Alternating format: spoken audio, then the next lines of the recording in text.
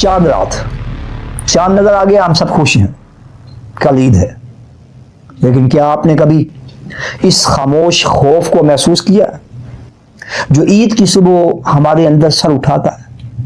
वो डर ये कि मेरा रमजान मुझसे छूट रहा, वो डर ये कि कल से मैं फिर वही हो जाऊंगा जो सुस्त था, गुस्सा करता था, लड़ाई झगड़ा करता था, लग़्व गोई और बेहुदा गोई करता था, और जिसके पास खुद के लिए वक्त न था। आज ईद के पहले दिन या दूसरे दिन ही हमारी फजर की नमाज कज़ा होना शुरू हो गए। शायद वो पुरानी आदतें पलट रही हैं, शायद वो गुस्सा, सुस्ती, काहिली दोबारा सर उठा रही है। अगर आपको लग रहा है कि हमारी 30 दिन की ट्रेनिंग जो रमजान मुबारक के महीने में हुई वो एक रेत के महल की तरह गिर रही है, तो रुक जाए, ये वीडियो आपके लिए है। हम एक ऐसी हकायत के जरिए अपने मसले का हल जानेंगे और वो साइंसी और नफ्सियाती तरीके सीखेंगे जिसके जरिए रमजान मुबारक का महीना तो खत्म हो चुका, मगर उसकी आदत, उसका डिसिप्लिन और उसके दौरान किए गए आमाल हमारी जिंदगी का हिस्सा रहेंगे। बल्कि हमारा रमजान खत्म नहीं होगा, शुरू होगा। आज की वीडियो सिर्फ मशवरों की वीडियो नहीं, बल्कि ये हमारे दिमाग को दोबारा डिसिप्लिन की तरफ लाने के लिए, वो डिसिप्लिन जो हमने रमजान मुबारक के महीने में पाया था। अगले 15 मिनट इस वीडियो को तवज्जो से सुने और आखिर तक इसे समाप्त करें। मैं वादा करता हूं कि अगर आपने इस वीडियो को सुन लिया तो आप इस साल वो नहीं रहेंगे जो आप पिछले साल। अस्सलाम वालेकुम व रहमतुल्लाहि व बरकातुहू। आप देख रहे हैं हमारा यूट्यूब चैनल थिंकर ग्रोथ और मैं हूं आपका होस्ट मोहम्मद यूसुफ। कदीम रियासत, वहां का बादशाह अपना एक जानिशीन अपने बाद आने वाले बादशाह को मुंतखब करना चाहता था कि मेरे बाद कौन बादशाह बनेगा और इस सल्तनत का निजाम संभालेगा। उसने एक अजीब शर्त रखी और मुकाबला रखा। उसने शहर के नौजवानों को कहा, तुम्हें 30 दिन तक पहाड़ की चोटी पर बने एक खास किले में रहना होगा जहां तुम्हें बेहतरीन खाना, डिसिप्लिन और मशकें करवाई जाएंगी।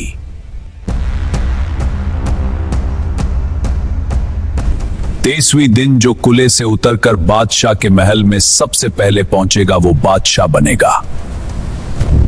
बहुत सारे नौजवान बादशाह बनने का ख्वाब लेकर इस किले के अंदर 30 दिन तक रियाजत करते हैं।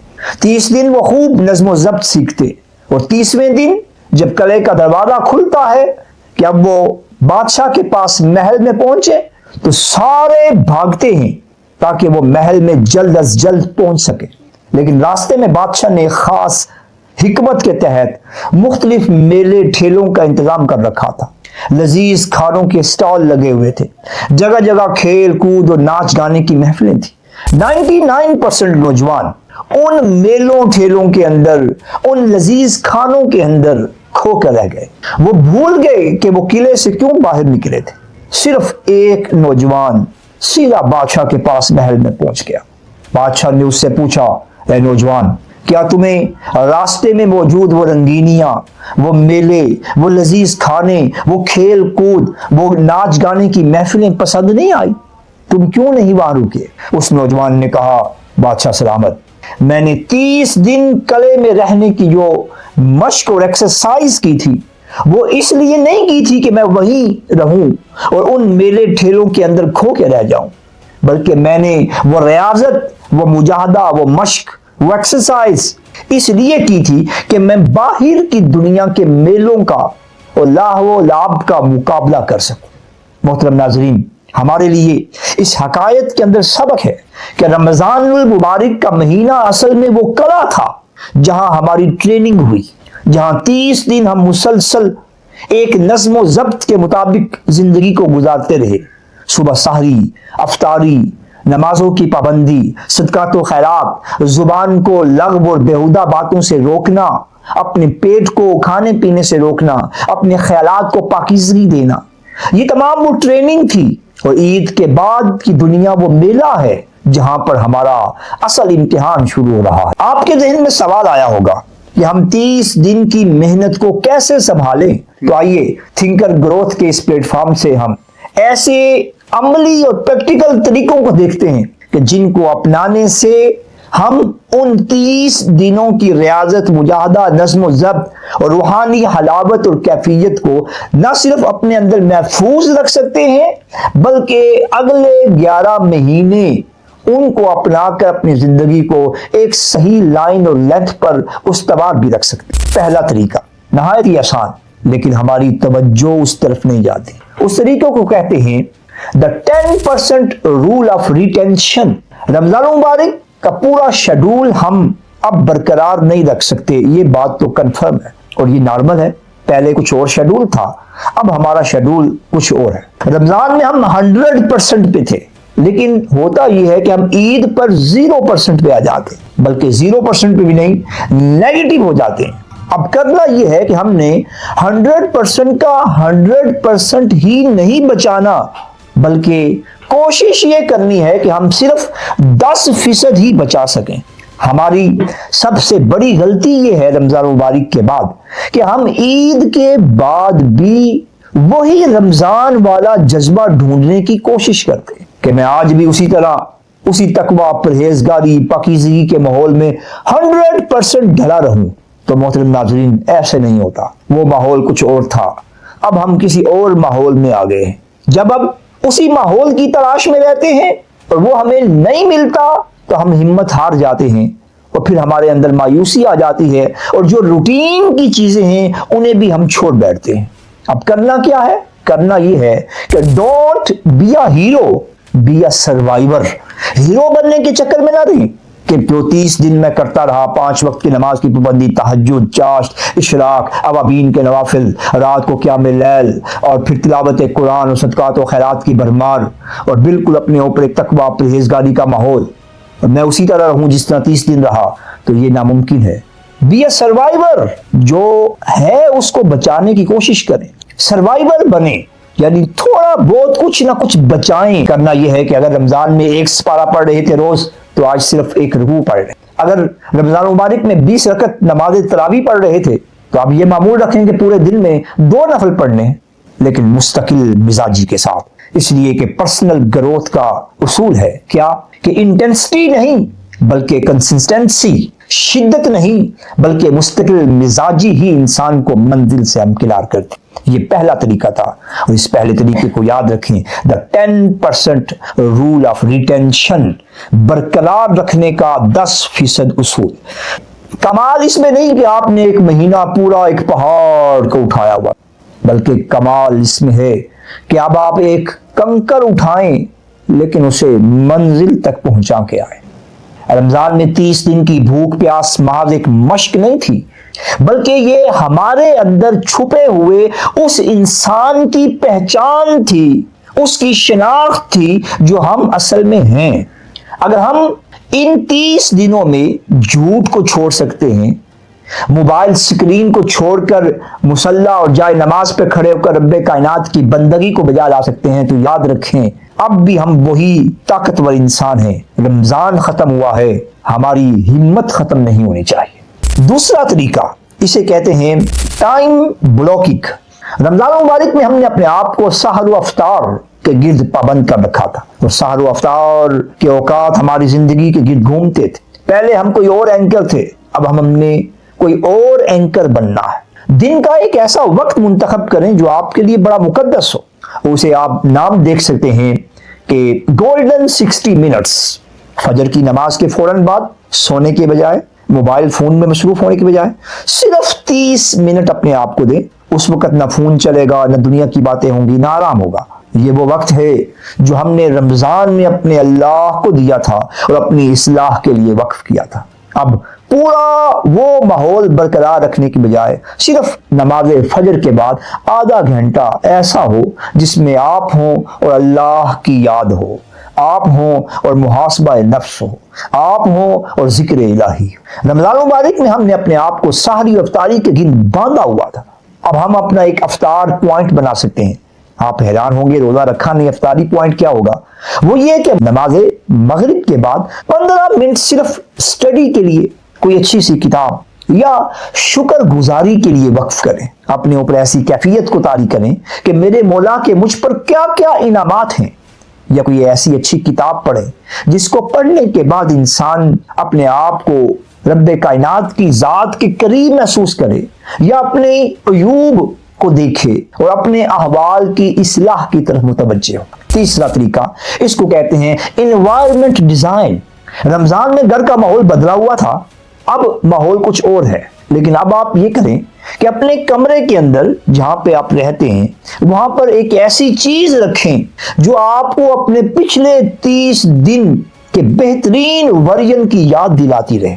مثلا آپ جائے نماز کو اپنے کمرے کا مستقل حصہ بنا دیں کہ وہ ایک طرف بچھی رہے، جو ہی آپ کی نظر اس پہ پڑے گی تو آپ کو یاد آئے گا کہ ہاں 30 دن میں مسلسل رب کائنات کی یاد کے لیے اس جائے نماز پہ کھڑا ہوتا رہا، تو اب آپ کے قدم نفسیاتی طور پر خود بخود اس کے اوپر اس کی طرف چل پڑیں گے اور آپ اس پہ کھڑے ہو کر رب کائنات کی یاد کے اندر محو ہو جائیں گے۔ یا کوئی کتاب خاص، کوئی تفسیر، کوئی ترجمہ قرآن مجید کا، عرفان القرآن، یا کوئی خاص کتاب، کوئی ایسی کتاب جو آپ کو اچھی لگتی ہے جس سے آپ کی اندرونی طور پر، باطنی طور پر سکون محسوس کرتے ہیں، جو ہی آپ اس کتاب کو، قرآن مجید کو دیکھیں گے، ترجمہ عرفان القرآن کو دیکھیں گے تو یاد آئے گا کہ ہاں میں 30 دن ہر روز بلا ناغہ ایک ایک سپارہ اس کی تلاوت کرتا تھا۔ تو جو ہی یہ خیال آئے گا تو نفسیاتی طور پر ہمارا ضمیر ہمیں جھنجھوڑے گا، تو آج کیا ہوا؟ اگر 30 دن پڑھتے رہے تو آج کیا ہوا؟ تو فوری طور پر ہم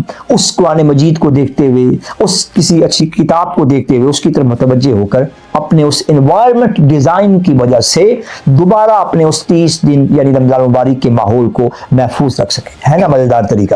یہ طریقے اپنے قلم اور کاغذ پر لکھتے چلے جائیں، اس کو محفوظ کرتے چلے جائیں، یہ بھی انسان کو اپنی ماضی کی طرف لے جانے کا اور اپنی یادوں کو محفوظ رکھنے کا ایک بہترین طریقہ ہے۔ چوتھا طریقہ ہے دا ایمٹی چیئر ٹیکنیک، خالی کرسی کا تصور۔ یہ کرسی وہ نہیں جس کے لیے حکمران لڑتے ہیں، بلکہ یہ وہ کرسی ہے جو آپ کو مولا کی یاد کروائے گی۔ اپنے کمرے میں خالی کرسی رکھیں، وہاں پر اپنے آپ کو بیٹھا ہوا محسوس کریں۔ کون سا اپنا آپ؟ وہ جو رمضان میں تھا، سر پہ کیپ کو رکھے ہوئے، ہاتھ میں تسبیح کو پکڑے ہوئے، آنکھوں کو جھکائے ہوئے، تلاوت قرآن میں محو اپنے آپ کو وہ محسوس کریں کہ وہاں پر وہ بیٹھا تھا، اور پھر فوری طور پر اپنی طرف متوجہ ہوں کہ اب میں کیا ہوں اور رمضان میں کیا تھا۔ جب آپ اس تصور کے ساتھ اس خالی کرسی کو دیکھیں گے تو آپ کوئی بھی غلط کام کرنے لگیں گے، سستی کرنے لگیں گے، تو وہ کرسی پہ بیٹھا ہوا آپ جو رمضان والا آپ ہیں وہ شخص آپ کو دیکھ رہا ہوگا اور وہ آپ کو کہے گا کہ کیا آپ 30 دن کی محنت کو 1 منٹ میں برباد کر دیں گے؟ لہذا وہ آپ کو جھنجھوڑے گا، تو آپ فوری طور پر اپنی سستی کو، اپنی کاہلی کو یا اپنے کسی بھی برے عمل کو فوری طور پر ترک کرتے ہوئے اس رمضان والے آپ کی بات مان کر اپنی ڈگر کو اور اپنے طریقے کو صحیح رکھ سکے۔ یہ تھا دا ایمٹی چیئر ٹیکنیک۔ پانچواں طریقہ نہایت ہی اہم، اسے کہتے ہیں آئیڈینٹی برانڈنگ۔ اپنی پہچان کو بدلیں، لوگوں سے یہ نہ کہیں کہ میں سستی کاہلی چھوڑنے کی کوشش کر رہا ہوں، بلکہ یہ کہیں کہ میں وہ انسان ہوں جو آج صبح 5 بجے اٹھا ہوں۔ آپ لوگوں کو کہیں کہ میں نے آج تلاوت قرآن کی ہے، میں کوشش کر رہا ہوں، دعا کریں اللہ مجھے توفیق دے۔ یہ وہ جملے ہیں جو سستی اور کاہلی کی طرف انسان کے قدم بڑھا دیتے ہیں۔ آپ نے یہ نہیں کہنا کہ میں کوشش کر رہا ہوں، دعا کریں کہ میں بھی ویسا ہو جاؤں جیسے آپ ہیں۔ یہ جملے فراری جملے ہیں۔